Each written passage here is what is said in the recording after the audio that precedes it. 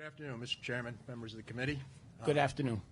I'm with Greg's Restaurants. I also am chairman of the Hospitality Association, so I'm wearing both hats today. The comment that Representative Bennett made about that we're slowly working, he feels they're slowly working towards the minimum wage, kind of took me back a little bit because, as Lynette just said, it's been a 16% increase over the last couple of years, and that is significant. His analogy regarding gas prices, he's correct on one count. It has helped spur spending. We've seen growth since the gas prices have gone down, spending's gone up. But it's done so without adding cost to businesses, and that's a necessary component to a growing economy. I don't know how he can think it's not bad for business, because simply a dollar cost increase for a business like mine requires me to find $3 in sales to break even, because a dollar, part of that has to go to pay for what it costs me to put the product in front of you before I can start paying the bills. So I don't get a dollar for a dollar. I have to sell $3 more in sales to do it. And actually, labor is even worse, because associated with a dollar cost in labor, I also have workers' comp cost increases and payroll tax increases. So a dollar cost in labor costs me about $1.25, which then requires me to go out and find $4 more in sales in order to break even. The simple solution there is raise prices. Over the recent years of struggling economy in Rhode Island, my margins have eroded 50% from where they were back when I considered them healthy. Because we can't just raise prices, because our clientele can't afford the price increases. And that's pretty much across the board. If I could raise prices, I would have raised prices. It's just not in the mix right now. If we look back, a strong, growing economy is the best solution with wages, because it creates a competitive wage environment that raises the wages for everybody. I think back to the late 90s and the early 2000s when the economy was booming, and minimum wage, I didn't even know what it was, because in order to get a good person and keep a good person, I had to pay them well above minimum wage.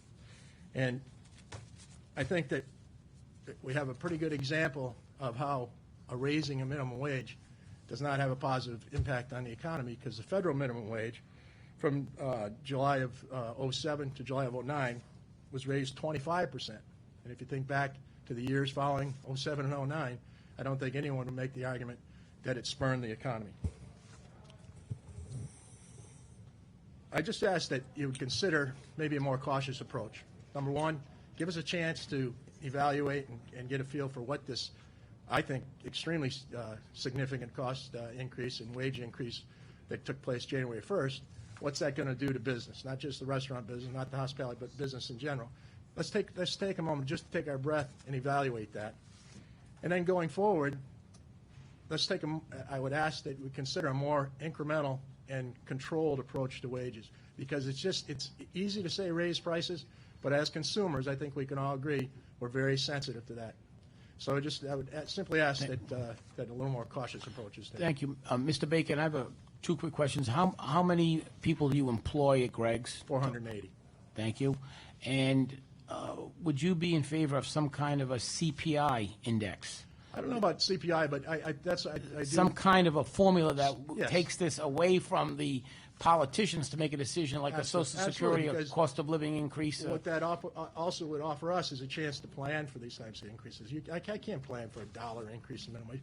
You know, it's not just the minimum wage. I think out of 480 people, January 1st minimum wage, I think it adjusted 8 people in my company. I had to move 8 people up. But it's the people that were maybe making 10, and now they feel, well, hey, if that brand new person with no skills is now making 9, I should be making more than 10. And it keeps going up and up and up. And so it's not just the minimum wage. I understand it's a salary compression. Right. Thank you. Any questions? Representative Pangio. Thank you, Mr. Bacon. This is an ongoing argument in reference to minimum wage versus the spending habits of the individual that's receiving the minimum wage. Mm-hmm. Could you possibly foresee an increase in customers because of the increase in minimum wage? Example, if someone works 40 hours a week, they get another $1 in minimum wage. It gives them another, maybe not quite $40 with taxes taken out. But I mean, it might be a night out for his wife, his wife, and maybe his kid or two to come to your restaurant. And I can certainly, kinda- yes, I can certainly see that, but I don't see $4 in increased sales coming in. So I'm not going to break even. So I'm going to have to raise prices, and that's going to have a negative effect that's going to offset any increase that I might get. It's going to also negate their buying power. You give them the increase in the minimum wage, and then prices of everything they buy goes up. What good is that? That doesn't do a darn bit of good. You got to get the economy growing so that the wages are competitive. We're all doing well, and the minimum wages are not an issue in a competitive wage environment. It really is. I tend to agree that in a perfect world we wouldn't need a minimum wage, but unfortunately the what's happened over the years, it just seems as though the minimum wage or the people on the lower end of the totem pole, it's even if a household of two working adults are working, it's impossible to pay rent and utilities and so on and so forth. And they end up being on social assistance, and then our constituency looks at us and says, you're giving everything away.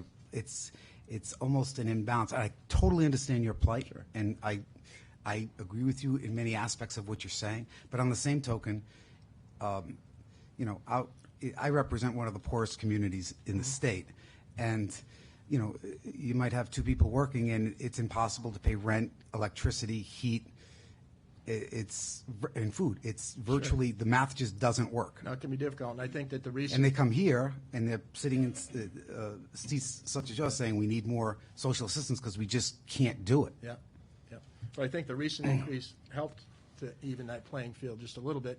But I also think that if you look at the statistics that Lynette supplied to you, that the people making minimum wage, at least I can only speak to our industry, hospitality industry, people making minimum wage are mainly young kids and teenagers that are working part-time by a vast majority. She quoted 70% on some of that. And so it's not, so those aren't the people that are trying to raise families. People that are raising families are the guys that work with me at a starting wage. They've developed skills like me. I started, she said a lot of us started at minimum wage. I hate to tell you how this will give you an indication how darn old I am, but I started at $1.25 an hour in the restaurant business. Right? Gas was 10 cents, 15 cents a gallon. So we give them an opportunity to move up. But what's going to happen if the minimum wage keeps increasing? Those opportunities will erode. There's already massive movement towards technology that will eliminate the need for labor. You go to a restaurant, many restaurants now, you have touch pads. Guess what's next? Pretty soon you're placing your order on that thing, and it's going to take 10 less people to serve you your dinner. And McDonald's has a system now that one guy at the end of the line starts the burger process, and it spits out the other end, and it eliminated 3 people in the middle. And that's the result of this kind of, not careless, but I understand what you're saying too. I have a lot of people that I struggle with trying to make sure that their families are well taken care of, and they receive a paycheck every week and that sort of thing. So I do understand what you're saying, but I still think that a more cautious approach is warranted. You offer a fabulous product and at very reasonable prices, I might add. Thank you. Thank you. Appreciate that.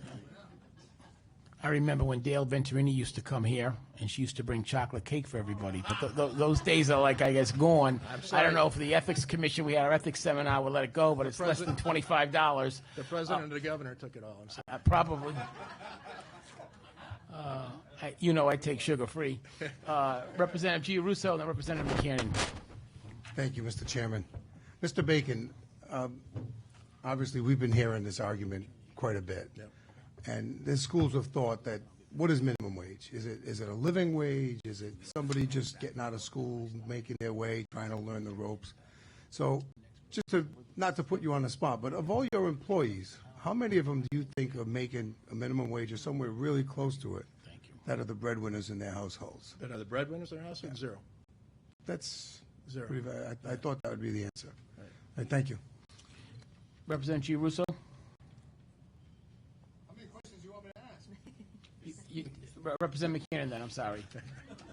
We get a little confused sometimes. Very simple question, sir. 480 employees. How many are Rhode Island residents? Probably 95%. We have a couple that live in Attleboro and Seekonk, but for the most part, all of them. Thank you.